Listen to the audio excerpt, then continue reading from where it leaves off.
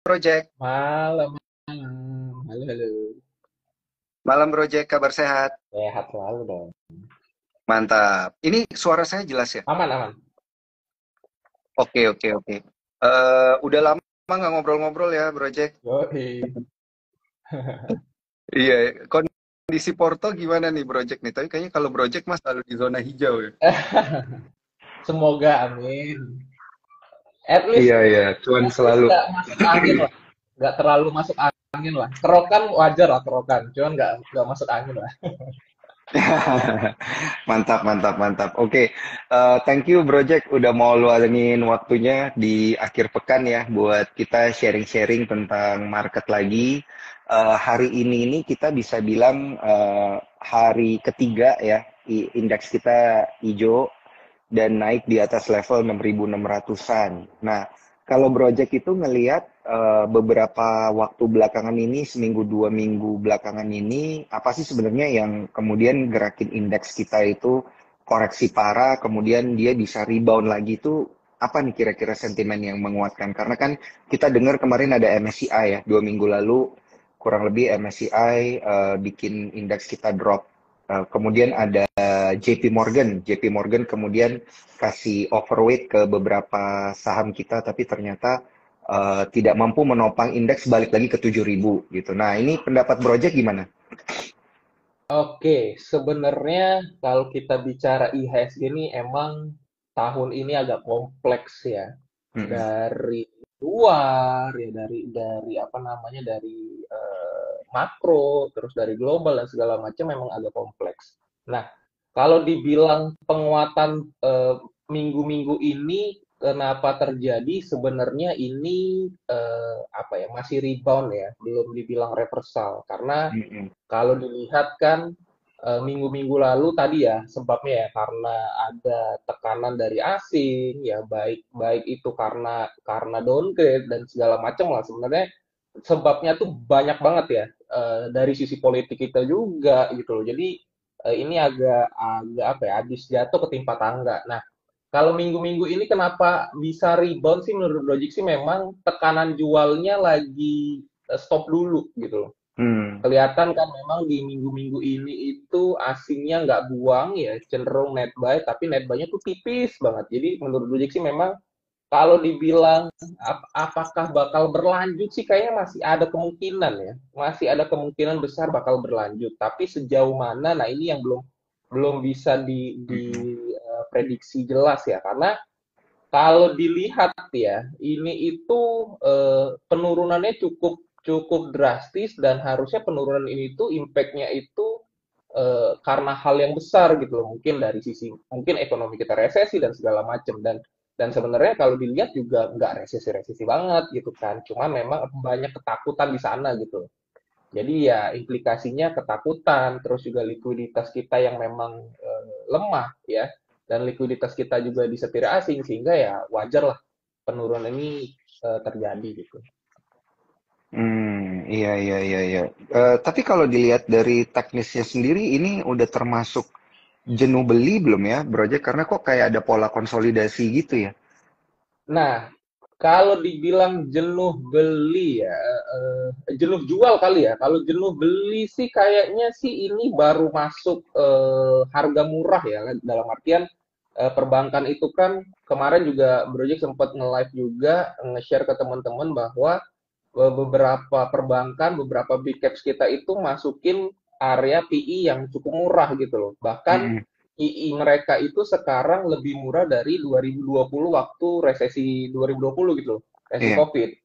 Jadi memang harusnya ya, timing untuk mulai average ya buat teman-teman yang long sih ini cukup baik gitu loh. Timing bagus lah untuk average. Cuman memang sampai sejauh mana kita bisa average ke bawah, nah itu yang masih Project sendiri masih agak ragu, karena kalau dari IHSG itu kan Project ngelihatnya tuh 6480 tuh krusial banget. Support Mm-mm. 6480 tuh krusial banget. Kemarin sempat di break ya, satu candle gede ya, cuman memang besoknya langsung rebound gitu loh. Berarti di sini bisa dibilang memang ada demand gitu loh. Nah, memang ada demand di sini yang tadi ya faktornya memang secara secara teknikal PI-nya juga cukup murah, jadi ya tinggal apa ya istilahnya, tinggal ditunggu aja nih kira-kira konsolidasinya sejauh mana. Cuman harusnya sih sudah cukup bottom sih ya harusnya. Hmm, level-level sekarang berarti level yang cukup bagus untuk beberapa saham ya. Kita emang lihat banyak banget emiten-emiten yang koreksi yang harganya udah jauh di bawah harga 2024 kemarin ya. Gitu. Benar. Jadi mungkin ini yang akan kita bahas lebih lanjut ya karena sesuai dengan tema ini kita kayaknya memang di bulan Ramadan ini harus melatih kesabaran gitu. Project ya. Benar, benar. Sabar ngelihat emiten koreksi parah gitu ya. Sabar ngelihat Porto merah-merah. Nah, ini yang harus kita takar gitu ya ke depannya. Nah, tapi kalau Project lihat biasanya di bulan-bulan Ramadan itu apalagi di bulan Maret ya. Sentimen yang orang tunggu-tunggu nanti-nanti apa sih sebenarnya? Nah, ya, sebenarnya sih kalau by historical memang di bulan puasa itu ramenya di minggu awal. Market Mm-mm. itu tuh euforianya tuh justru bahkan seminggu sebelum Ramadan sampai maksimum tuh seminggu setelah Ramadan itu euforianya masih ada. Dan abis dari situ sih memang euforianya sih udah nggak ada gitu loh. Nah, Iya. kalau dibilang sentimen apa yang ditunggu sih memang untuk saat ini justru ya sebenarnya dari pemerintah tuh sentimen positifnya tuh udah keluar semua gitu. Mm. Baik makan bergizi gratis yang katanya harapannya bisa ngedrive apa namanya perputaran uang gitu. Terus juga ada Danantara, kemarin juga ada bank emas ya. Sebenarnya Iya. sih sentimennya tuh udah ada semua gitu. Cuman memang balik lagi nih. Kemarin tuh Project sempat ikutan market outlook ya dari apa namanya media gitu dan di situ banyak ekonom-ekonom lah ekonom-ekonom jago lah keren-keren gitu ya. Nah walaupun di sana mereka nggak terlalu vulgar, cuman yang Project lihat tuh memang banyak ekonom tuh ragu kita bisa tumbuh di atas 5%. Itu yang Mm-mm. Project bisa simpulin. Jadi memang Mm. kalau untuk saat ini ya mungkin IHSG itu menanti rilis data GDP kita gitu. Karena kalau Oke. kalau tahun lalu kita bicara kita bisa di atas 5% kan 52 sampai 54 ya kalau nggak salah. Itu memang karena ada dua event besar ya. Which is itu Mm-mm. kan pemilu gitu loh, pemilu apa namanya presiden sama kepala daerah. Nah tahun ini tuh nggak ada gitu, nggak ada event Iya. besar yang sebenarnya bisa mendrive perputaran uang. Sehingga apa? Sehingga tadi tuh kayaknya untuk tumbuh di atas 5% ragu gitu loh. Untuk Apalagi dengan Q1 ya maksudnya ya. benar, Mm-mm. apalagi dengan apa ya? Dengan sentimen negatif, bukan negatif ya. Dengan jadi investor ya baik dalam negeri maupun luar negeri itu ngelihat ekonomi bukan ekonomi justru politik kita tuh kayak ini masih bikin banyak ragu gitu loh. Nah, itu tuh yang sebenarnya harusnya ya menurut Project sih ini gongnya nih. Kita nanti ini kira-kira sejauh apa nih Indonesia bisa bisa mempertahankan growth-nya gitu sih. Iya, iya, iya, benar-benar. Soalnya tadi juga kalau kita lihat, sebenarnya hari ini kan ada satu kabar yang kurang baik ya dari cadangan devisa ya, Project ya. Nah, Itu kan cadangan devisa kita berkurang sekitar 1,6 miliar dolar, jadi sekarang ada di sekitar 154 miliar dolar gitu. Tapi market kita tetap aja ditutup di apa namanya zona hijau. Mungkin ya memang sentimen ini udah ke price in kali ya. hmm, Sehingga kita lihat marketnya itu ya memang tidak begitu memperhatikan cadangan devisa ini gitu. Nah, tapi benar juga kata Project yang orang-orang nanti mungkin adalah Q1 nanti growth-nya kayak gimana benar. gitu. Sama kan kalau kalau bulan Ramadan itu kan orang berpikir nanti Lebaran mungkin bisa jadi satu sentimen yang bagus kali ya gitu ya Project ya. Benar. Nah itu makanya Uh, makanya kalau kalau yang perlu banget kita nantikan ya tadi tuh dari sisi growth-nya sejauh apa growth kita, apalagi dengan adanya Lebaran, bakal ada THR, terus juga bakal banyak yang jualan jualan mm-mm, takjil dan segala mm. macam ya. Harapannya sih bisa bisa bertahan lah kita harapannya ya. Iya, Cuman iya, iya, anyway yang ditunggu sih itu banget sih. Kalau iya, itu bisa bagus ya, mungkin IHSG kita bisa meninggalkan 6.400 ya. Cuman kalau iya, misalkan iya, iya. itu masih 51 atau 501, 502 kayaknya masih berat ya. Harapannya sih kalau bisa sampai 5 berapa gitu. Pokoknya lebih lebih besar dari periode sebelumnya sih mungkin itu bisa bisa jadi sentimen bagus gitu buat di Indonesia. Mm-mm. Nah, ini ngomong-ngomong tentang bulan Ramadan dan juga Lebaran, ini kan banyak company-company dan juga perusahaan-perusahaan yang bergerak di bidang jasa keuangan atau lembaga keuangan non-bank itu sepakat untuk nanti katanya bagi THR-nya itu di tengah bulan. Nah, artinya apa?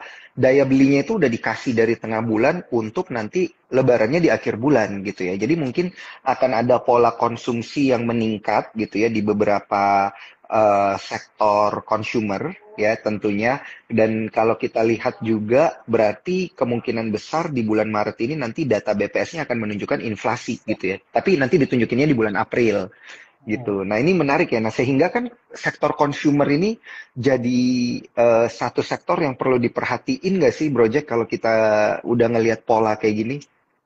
Ya, kalau kalau dibilang konsumer sendiri sih tentunya ya, karena memang di bulan puasa itu memang orang pasti nggak jauh-jauh melihatnya konsumer ya, karena Mm-mm. peningkatan karena cycle-nya ada ya, apa psikologinya jelas gitu loh, bahwa memang peningkatan apa daya beli itu ada gitu. Cuman balik lagi nih, eh, kita kan di drive-nya tuh sama asing ya. Nah, Betul. sebenarnya asing ini nih yang perlu kita apa ya cerahkan. Iya, iya, iya. Karena problemnya Iya, gitu. iya. Dari zaman 2018 2019 kita tuh IHSG itu gerak sideways ya walaupun dan itu tuh sebabnya karena memang asingnya gitu loh. Asingnya tuh turun jauh ya. Bahkan waktu itu kita sampai mendominasi lokal itu sampai hampir 60% kalau nggak salah pada tahun itu. Mm-mm. Nah, Mm-mm. cuman di sisi lain kita bangga lah, oh IHSG nggak dikontrol asing. Cuma di sisi lain IHSG tuh nggak kemana-mana gitu loh, karena memang pola transaksi lokal tuh ya nggak kayak asing gitu. Jadi memang problem kita tuh selalu di likuiditas gitu loh. Yang dimana ya investor asing nih sebagai ujung tombak kita gitu loh. Untuk masalah likuiditas yang memang boom boom banget gitu. Kayak kemarin kan beberapa saham kayak Breeze deh, udah jarang-jarang dibuang asing, tiba-tiba dibuang asing tuh bener-bener market tuh nggak bisa nahan gitu loh, ya. Kalau kayak Iya. BCA kan masih lah, masih ketahan lah dia turun, asing masih buang segala masih agak ketahan. Tapi kayak selevel Breeze aja dibuang asing tuh langsung masuk angin gitu. Nah, hal-hal yang kayak gini nih yang memang apa ya, yang perlu kita harapkan besar lah untuk IHSG kita gitu. Semoga asing bisa comeback. Kita mulainya ini bahas marketnya dari emiten consumer dulu aja nih kayaknya, Project ya, karena kan bulan Ramadan itu bulannya emiten-emiten consumer gitu ya. Dan untuk emiten yang pertama yang pengen gue bahas ini adalah Unilever dulu Oke. gitu ya. Mohon maaf banget nih ya teman-teman yang udah jadi holder Unilever, kita harus melihat kenyataan bahwa Unilever itu semakin hari semakin murah gitu ya. Bahkan hari ini kalau nggak salah dia di harga 1.200-an ya, Project ya. 1.200 Untuk Mas. iya, untuk Unilever sendiri. Padahal dulu kan dia salah satu penopang loh. Benar. Sektor consumer penopang ya, selain teman-temannya ada ICBP, INDF gitu ya, ada Unilever gitu yang menopang, pokoknya resilient lah gitu ya. Nah, ini gimana nih project kita ngelihat untuk Unilever dulu? Karena kita lihat dividen dividen yieldnya itu 9% loh di Hmm. harga segini. Nah, kalau kita bicara Unilever ya, sebenarnya balik lagi ya. Memang di sisi lain, dari sisi likuiditas, memang di sisi lain, instrumen atau saham di Indonesia tuh yang punya fondasi kuat tuh apa ya, bisa dibilang berkurang gitu loh. Kita Iya, tuh iya. nggak kayak tahun-tahun 2010 atau 2010-an lah, di mana memang growth stock itu masih kuat bertahan gitu loh. Karena balik lagi nih, kayak contoh HMSP setelah dia bagi dividen terus dia nggak perform lagi, ditekan sana sini dia nggak jadi turun. Begitu juga yang lever kan, banyak case Mm-mm. yang menekan dia, terus juga potensi growth dia juga nggak ada, sehingga ya sahamnya cenderung turun terus gitu. Nah, kalau Mm-mm. dilihat dari jangka panjang sih, Project untuk melihat Unilever sih sudah nggak punya visi ya, nggak punya visi jangka panjang untuk Unilever. Bahkan ya kalau kita bicara growth stock ini udah nggak masuk lagi. Nah, kalau dari sisi value stock menurut Project sih value-nya Unilever ini juga sudah nggak terlalu semenarik itulah ya. Karena ya balik Hmm. lagi, apa sih yang mau kita ini gitu. Sisanya apa? Sisanya cuma tadi tuh cycle-nya aja yang kita berharap.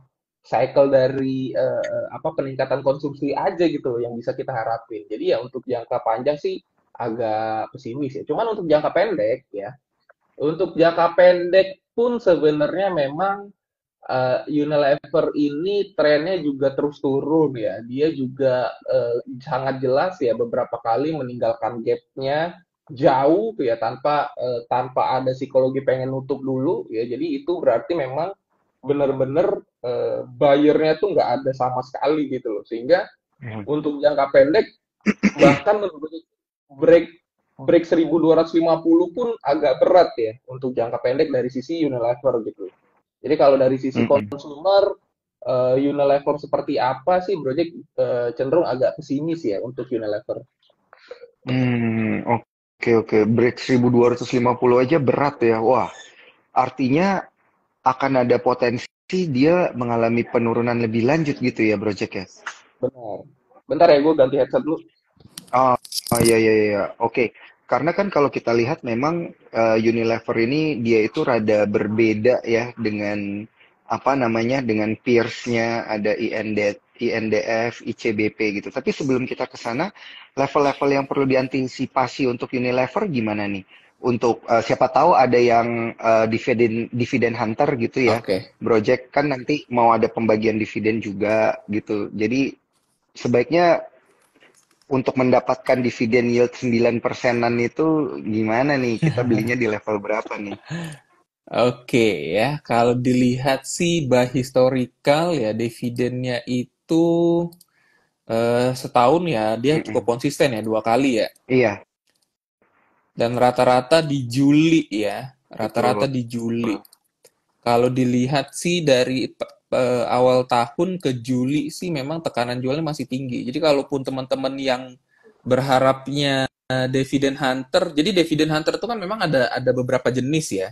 Ada Mm-mm. yang memang dia itu beli untuk jangka panjang ya hidup dari dividen. Ada Mm-mm. juga yang berharap dari capital gain karena yield yang tinggi. Karena biasanya gini, ketika dia yieldnya tinggi, ya ketika mau deket-deket ngumumin dia mau bagi dividen, harga sahamnya naik tuh. Iya. Nah, tapi nggak dapat dividennya. Karena ketika dividennya come date, dia gap down. Nah, itu kan Mm-mm. agak agak ini juga. Jadi memang ada beberapa. Nyesek Nah, ya. iya, jadi untuk Unilever untuk long term dividen holder ya mungkin bisa dibilang seperti itu di Unilever sih udah nggak relevan sih menurut Project ya.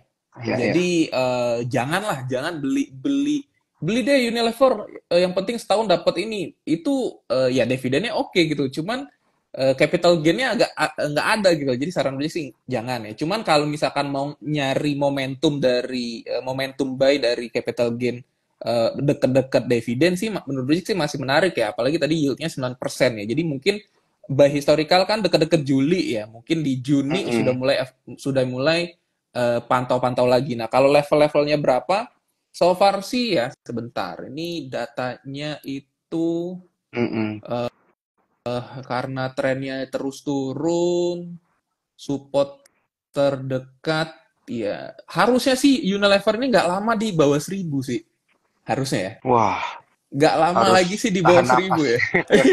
Jadi kalaupun Tahan mau beli napas, tahan dividen napas. ya dekat-dekat 1.000 lah. Dekat-dekat 1.000 sih menarik sih. Karena itu kan harga psikologi juga. Iya, iya, iya, iya, benar. Benar juga ya. Oke, ini emiten-emiten consumer yang udah ngantri juga banyak nih yang nanya tadi.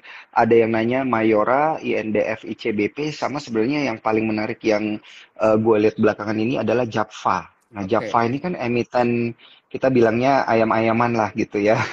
Karena ini bulan Ramadan gitu. Nanti kalau mau Lebaran itu biasanya banyak yang apa namanya beli ya, panic buying.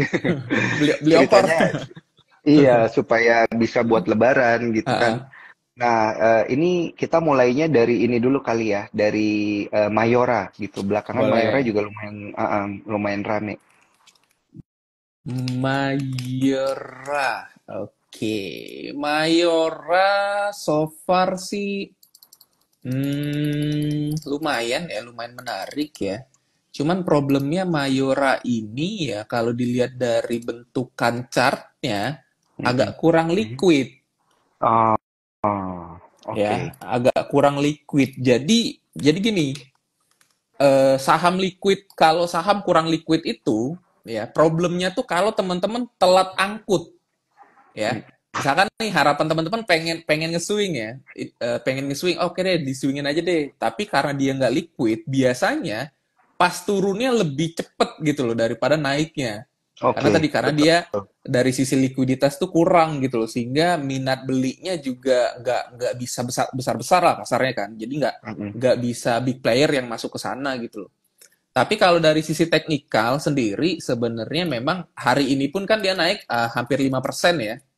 Dan itu juga menurut proyeksi masih technical rebound ya karena di pekan lalu dia di beberapa di tren sebelumnya dia turun cukup dalam ya. Cuma memang di sini dia ada ninggalin gap di kisaran 2440-an. Dia ada gap di Mm-mm. 2440-an ya mungkin jangka pendek ya. Tadi Project sempat bilang kan market bulan puasa tuh biasanya di minggu-minggu awal. Ini kan kita udah lewat minggu pertama kan. Nah, mungkin ya maksimum potensi upside Mayora sih di minggu depan sampai 2440. Kalau minggu depan udah nggak disamber sih harusnya bisa melanjutkan pelemahan lagi ya. Jadi waspada aja untuk Mayora. Oke, oke, oke. Dicatat ya, teman-teman Cuan Troopers, itu tadi ada level-level yang cukup menarik ya, yang disebutin sama Project. Sama kalau ada pertanyaan, nanti masukin di kolom Q&A gitu ya, karena akan kita jawab satu-satu. Dan teman-teman Cuan Troopers yang belum pakai aplikasi Spot, jangan lupa download aplikasi Spot. Bisa daftar melalui aplikasi atau bisa daftar juga melalui eform.sukorsekuritas.com. Nanti bisa join ke grupnya Sahamologi, itu DM ya, harus DM ke Boleh. Sahamologi langsung gitu ya supaya bisa join karena dari Sahamologi sendiri juga ada screener ya, banyak banyak Yo, banget ya screener-screener yang menarik ya. Di aplikasi Sahamologi juga ada beberapa screen yang cukup menarik, salah satunya itu heat map. Entah kenapa gue paling suka lihat heat mapnya ini Sahamologi Project. Iya.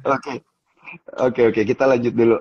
Tadi Mayora, kita sekarang ke INDF. Nah, Oke. INDF gimana nih? Ini soalnya kayak berbeda banget dia nasibnya sama Unilever ya. Masih ada pengembangan kayaknya.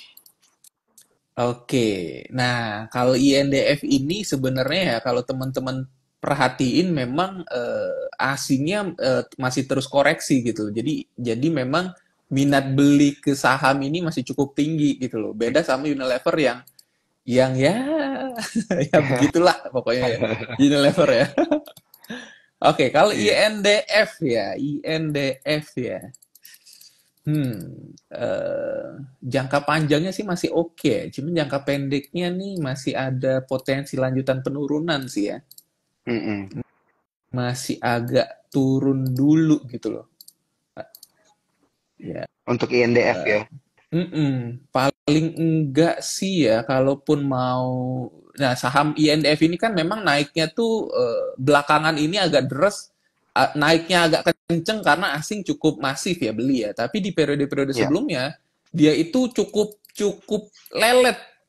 Ya, ini saham yang agak lelet gitu loh. Makanya memang bukan buat trading ya, tapi buat jangka panjang ya. Saham-saham tipikal jangka panjang ya kayak BCA gitu kan lelet banget sebenarnya kalau ditungguin. Nah, cuman kalau Iya. misalkan kondisi kondisi saham-saham seperti itu memang justru pas lagi turun bagus tuh belinya. Nah, kalau INDF sih Project sih lihatnya 6850 sih menarik ya. Kalau mau buy on weakness di daerah sana. Buy on weakness Hmm. cenderung spekulatif buy di 6850 sih masih menarik ya. Karena kita berharap di sini dia turun dulu ngikutin market yang ngerespon market baru nanti ikut riding the wave-nya setelah memang marketnya balik comeback lagi gitu. Cuman ya kelihatan sih harusnya 6850 masih bisa disentuh. Abis dari situ baru menarik tuh buat di koleksi ya. Oke, oke. Gimana dengan ininya, induknya ya, ICBP? Oke. Nah, Karena kan bedanya adalah kalau INDF itu dia kayak masih ada growth story-nya gitu loh, masih bisa jualan ke Afrika ya, ya, ekspor ke wilayah-wilayah Eropa. benar. Kalau pergi ke Turki ada Indomie gitu.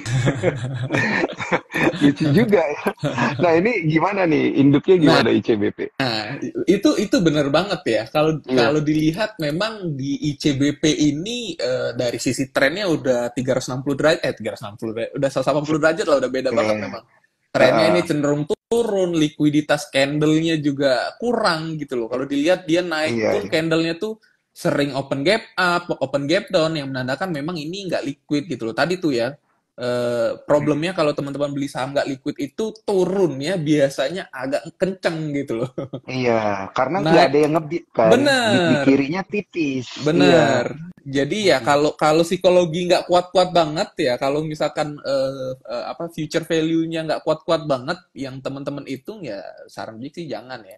Cuman kalau dari Mm-mm. ICBP ya memang di periode belakang ya, kalau INDF tadi Project Mention agak cukup masif di koleksi asing, kalau ICBP justru sebaliknya nggak Mm-mm. ada asing di sana yang contribute gitu, sehingga ya kalau dari tren juga ini lebih lebih duluan downtrend ya.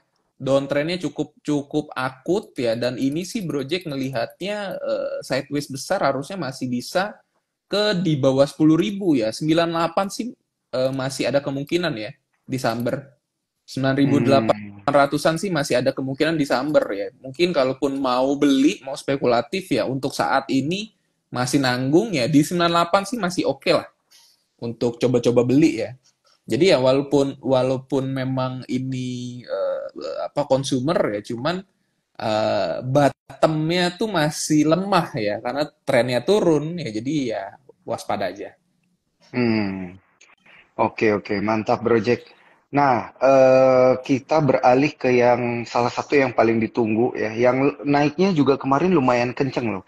Sempat koreksi ke level 1.800-an, tapi per beberapa hari belakangan ini udah di kisaran 2.200-an ya, 2.100, 2.200 ada JAPFA, JPFA. Nah, gimana nih kalau Project ngelihat? Nah, kalau Java ini memang menarik nih. Ini baru menarik nih ya. Trennya kuat Mm-mm. ya, di saat IHSG kita downtrend dia uptrend ya. Mm-mm.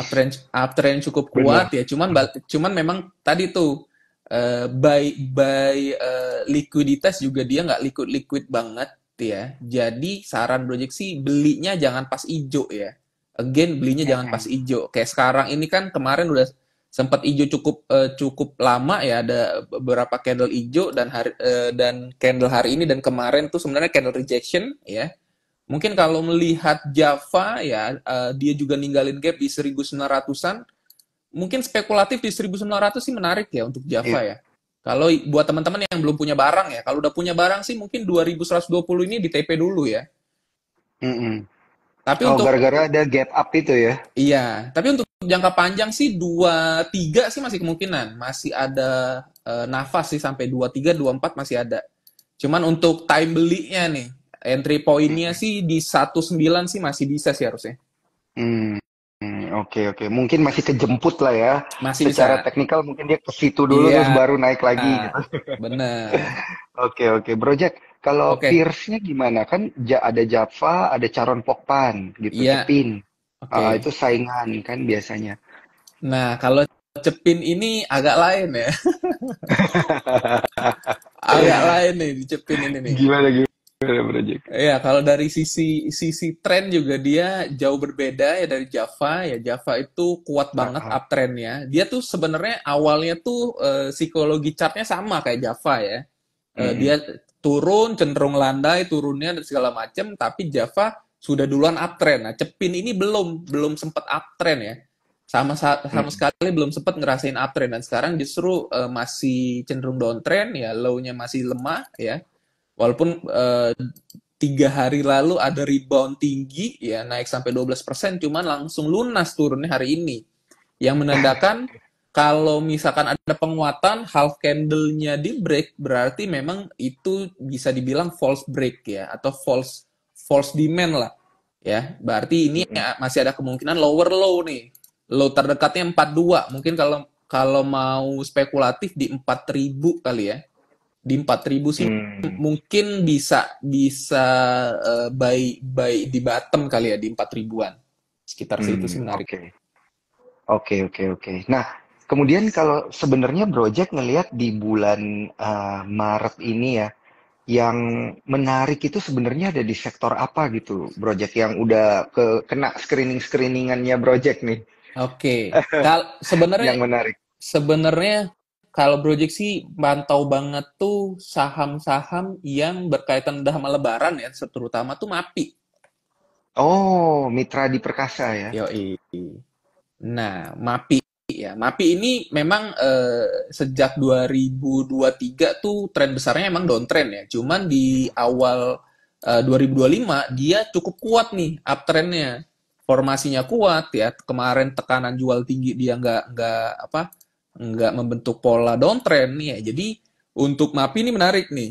Tinggal kalau teman-teman yang belum punya barang ya, saran proyeksi karena dia polanya udah uptrend bisa buy on breakout di 1480. Targetnya tuh masih agak jauh nih targetnya. Sebentar, targetnya itu paling tidak kalau kita berharap dia sampai ke resisten downtrend besarnya itu di sekitar masih bisa ke 1.700-an gitu loh. Jadi potensi upside-nya masih cukup menarik gitu loh. Sekitar berapa? 15% masih oke lah. 15%-an. Oke.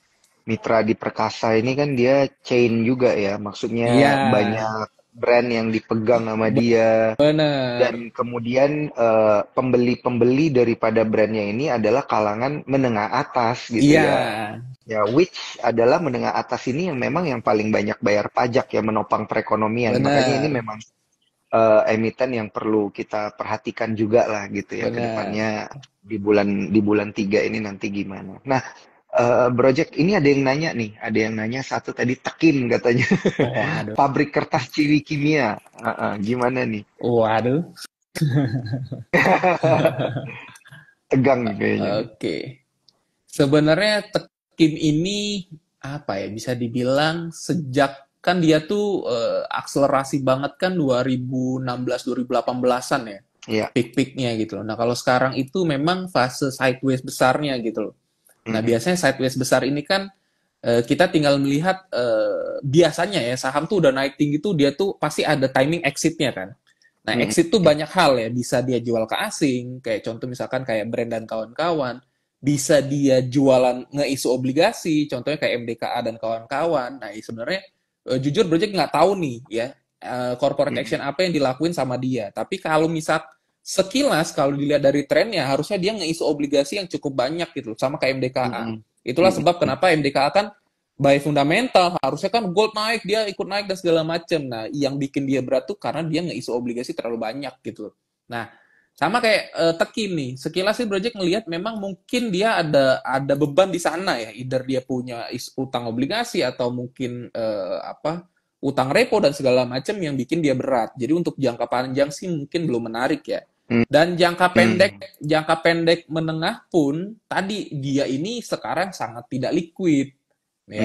Kalau teman-teman yang doyan trading dia tuh mungkin ya Bro Daniel tuh bisa makan 3 papan sendiri tuh. Kalau trading di saham ini. Iya. Karena agak sepi gitu. Paling tebel tuh 1.000. Itu pun resistennya ya. Resisten di bid over itu 1.000, 1.500 segituan gitu. Jadi menurut Project sih ya agak kurang menarik lah. Market maker-nya lagi puasa kayaknya, Bro. Bercanda. Puasanya agak panjang lagi ya. Agak panjang ya. Bercanda ya, Bro ya. Makanya sepi ininya kan. Iya. Bid offer-nya. Iya. Silakan Project dulu. Jadi kalau udah tahu nggak liquid kayak gini ya. Jadi gini, terkadang tuh Project tuh kadang heran aja ya sama teman-teman yang pilihannya tuh unik-unik ya. Dalam arti kayak Tekim ini menurut Project sih cukup unik ya. Nggak ada angin, nggak ada hujan, pilihnya Tekim gitu loh. Kecuali misalkan mau pemilu kan waktu itu kan beritanya kan dia ini pemilu banget dan segala macem. Mungkin oke lah kalau teman-teman bicara saham Tekim. Tapi kalau kayak sekarang kan nggak ada angin, nggak ada hujan bilang Tekim. Nah ini kan sekarang tuh kasarnya udah nggak populer lah ya. Nah Kalau Iya, iya. teman-teman berspekulasi di saham yang terlalu spekulasi, ya apa ya? Harus Teman-teman pasti sabar akan ya, Project harus ya. sabar gitu loh, Iya. harus sabar. Terus juga belinya jangan pas naik, tentunya Mm-mm. ya. Belinya emang Mm-mm. harus harus benar-benar yakin ini bottom gitu loh. Karena kan kayak sekarang kan dia udah Mm-mm. naik 6% nih, bahkan mungkin dari bottom sebelumnya bisa hampir 10% ya. Dan sekilas sih Project ngelihat harusnya sih minggu depan udah mulai turun lagi gitu loh. Jadi ya Mm-mm. bijak-bijak lah milih ya. Bener, bener, Gitu. bener, Project. Nah, Mm-mm. ini ada beberapa emiten lagi. Sebenarnya dia itu lintas apa ya, lintas sektoral lah ya. Mm-mm. Yang biasanya diperhatiin orang kalau lagi bulan-bulan Ramadan. Di antaranya emiten yang jualan handphone. Ada Oke. Era, ada Eral, anak usahanya. Kemudian ada juga emiten-emiten yang berkaitan dengan otomotif gitu ya. Ya. Yang kemarin habis bikin IMS juga gitu ya. Nah, emiten otomotif itu kan ada Indomobil, ada Astra International gitu. Nah, Project ini ngelihatnya gimana nih Project? Mulai dari yang ini dulu nih, yang Era dan Eral nih. Oke. Kalau era era sih era sih menarik ya. Era sih agak menarik nih. Cuman Mm-mm. memang kontribusi asingnya agak dominan ya. Di saat dia Hmm. naik, asingnya malah buang banyak. Era ini sih tren besarnya sih turun ya. Cuman tren minornya dia baru kemarin itu dia sukses break resisten terdekat di 404 ya. Cuman di Mm-mm. sini Project sih belum ngelihat bahwa trennya agak kuat gitu loh. Bisa naik tapi belum kuat karena ABC targetnya tuh di 446. Sekarang tadi aja high-nya udah 442 gitu loh. 440 Oh, ya 442. Jadi mungkin potensi penguatan terbatas ya.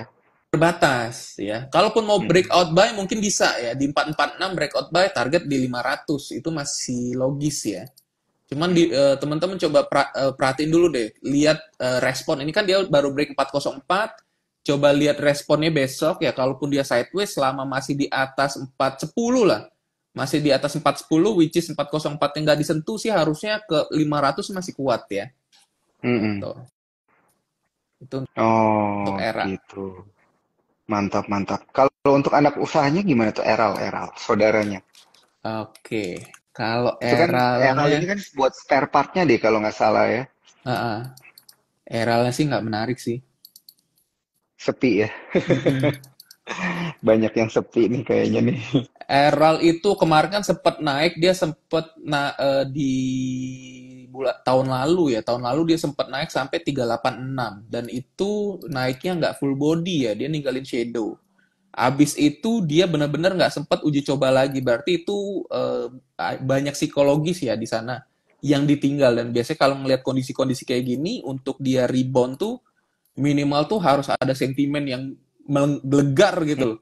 Mungkin dia mau right Mm-mm. issue, mau apa dan segala macam itu biasanya bisa ke sana lagi. Cuman so far sih Project belum belum ngelihat pola yang bisa bikin dia comeback ya. Jadi untuk Eral sih sangat nggak menarik Mm-mm. ya.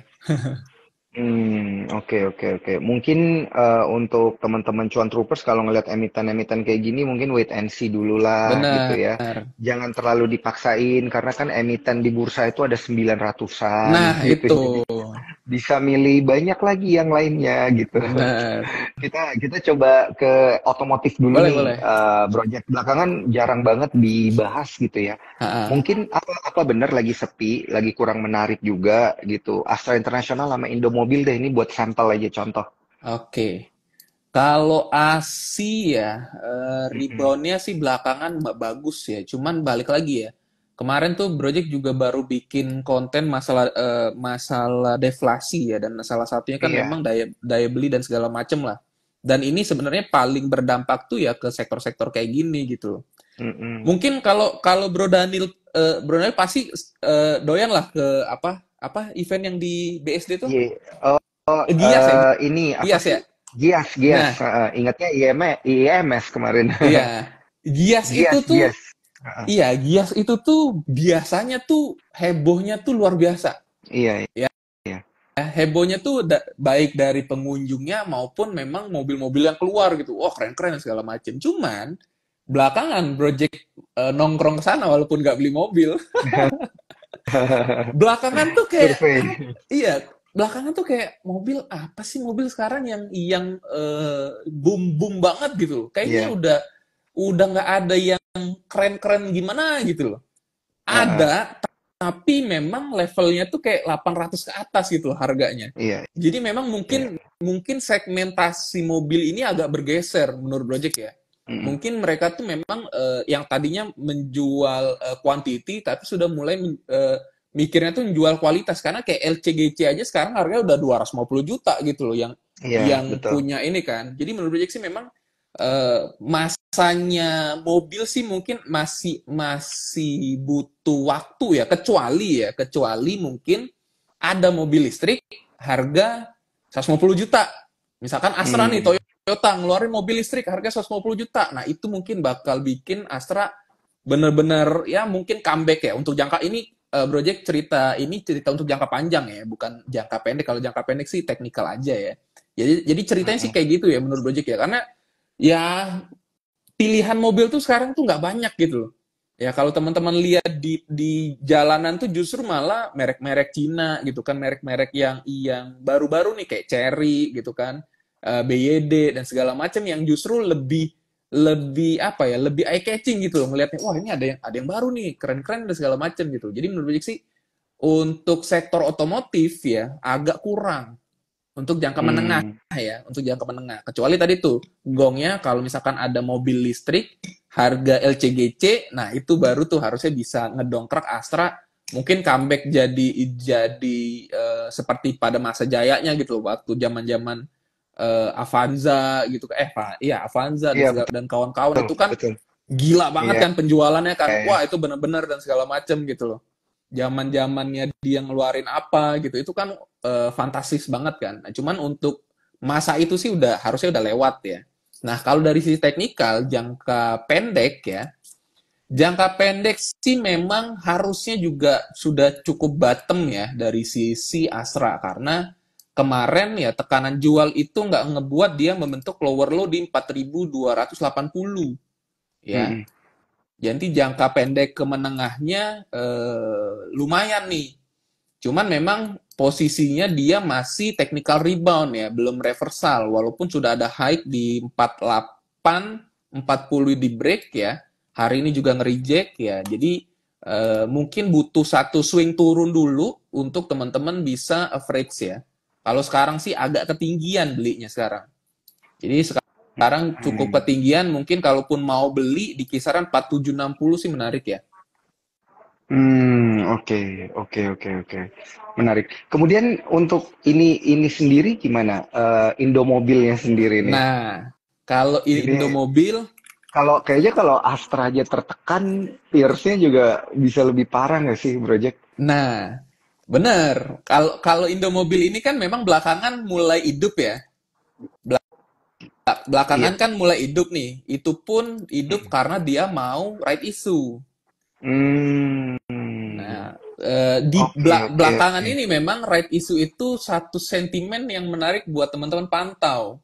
Ya, karena Mm-mm. tadi ya kekurangan sentimen dan segala macam. Jadi kalau dia ada corporate action, ini menarik. Nah, problemnya IMJS ini red issue kalau nggak salah 3 miliar lembar, harga tembusnya di 200 ya. Hmm. Problemnya dia itu harganya sekarang dipaksa naik di atas 200. Nah, Oke. ada kemungkinan berarti secara psikologis, oh harga tembusnya lebih murah nih dari harga market. Heeh. Berarti apa? Berarti teman-teman secara tidak langsung Tebus aja. dipaksa untuk nebus HMETD-nya. Benar. Iya, Nah, bener, bener, bener. ya kalau misalkan teman-teman dipaksa untuk nebus HMETD-nya, berarti dia nggak punya standby buyer. Ya, Iya, secara iya, iya, iya. ini Project nggak tahu Logiknya ya, ya. datanya nggak tahu ya, cuman logiknya seperti itu. Kalau dia nggak punya standby buyer atau maksa teman-teman nebus HMETD-nya, berarti apa? Berarti sampai ke timing dia right naiknya itu jadiin capital gain-nya ke sana. Tapi setelah itu, Mm-mm. setelah dia nebus dan segala macam, sahamnya pasti udah nggak menarik lagi. Drop ya, bisa-bisa. Iya, jadi sampai dari dia ketok palu, oke kita mau RPS harga sekian dan segala macam. Nah, dari harga sekian sampai nanti apa namanya right-nya dieksekusi, nah itu cari capital gain di sana. Harusnya nih masih bisa sampai 300 harusnya. Cuman tadi Hmm. ketika misalkan right-nya kapan nih? Misalkan right-nya tengah tahun depan misalkan ya, atau kapan gitu. Nah, kalau misalkan sudah teman-teman dapat right dan segala macam, itu harusnya teman-teman udah nggak punya barang gitu loh. Mm-mm. Karena tadi dia maksa teman-teman nebus ya, dan biasanya kalau kondisinya seperti ini, habis dari situ harganya pasti declining lagi gitu. Hmm. Oke, oke, Seperti oke. itu. Oke, Project. Waduh, menarik banget ini ya. Banyak banget emiten yang kita udah bahas, nggak berasa. Dan hampir semua emiten-emiten consumer kita udah bahas gitu, Project. Nah, yang terakhir yang pengen gue bahas itu adalah yang berkaitan juga masih dengan bulan Ramadan dan sangat berkaitan dengan emiten-emiten yang ada di sektor teknologi gitu, Hmm, Project. Nah, ini kan yang apa namanya kalau kita lihat belakangan ini ketika indeks harga saham gabungan kita koreksi, sektor teknologi kita terbangnya lumayan loh gitu. Kalau benar, kita benar. lihat ya, ada WiFi, ada Goto, ada Bukalapak gitu ya. Pokoknya banyak lah ini emiten-emiten yang menguat di sektor teknologi. Ini kalau Project lihat itu gimana sih dan yang mana nih yang paling bagus untuk kita pantau? Oke ya, kalau dari sektor tech sebenarnya kalau WiFi sih udah ketinggian ya. Mm-mm. Kalau WiFi udah cukup cukup tinggi ya. Kalaupun teman-teman mau beli sih agak nanggung ya, karena memang Mm-mm.